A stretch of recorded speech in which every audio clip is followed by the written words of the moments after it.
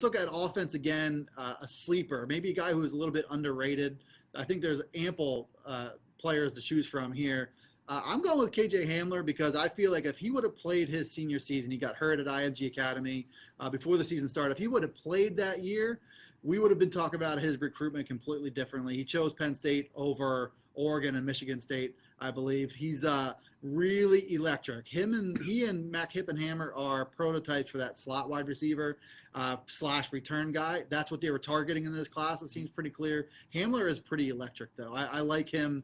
I don't know about 2017 because he's still got to recover from that knee.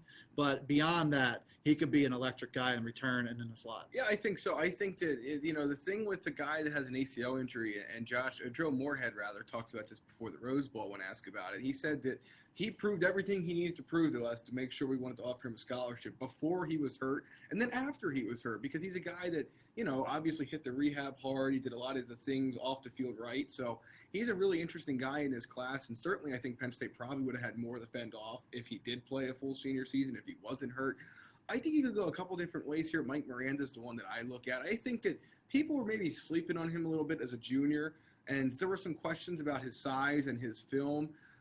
All intents and purposes, you watch his senior film, it's almost like a totally different kid. It really is. And I think the way you wrote it earlier this week was that he won't stop until he puts his opponent in the dirt. And that's the kind of guy he is. Matt Limegrover, I was really excited to get him into program. So I think that what you'll see from Mike Miranda is a pretty steady growth to a guy that's reliable inside. It's not going to be year one. I don't think there's any question about that. Is it out of the question? No, you're right about the center thing. But I think more often than not, you're a guy like that who was still maybe a little bit on the undersized side coming in. He hasn't had a whole lot of work at center. A little bit, no game action in high school, though.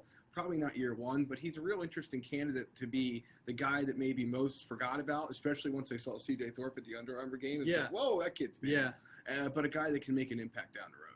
Yeah, I think he proved himself athletically as much as anything as a senior. That was the real thing that changed in his tape, is that athletically he looked a lot better. He looked a lot more college ready than he did. On the defensive side, I think there's a bunch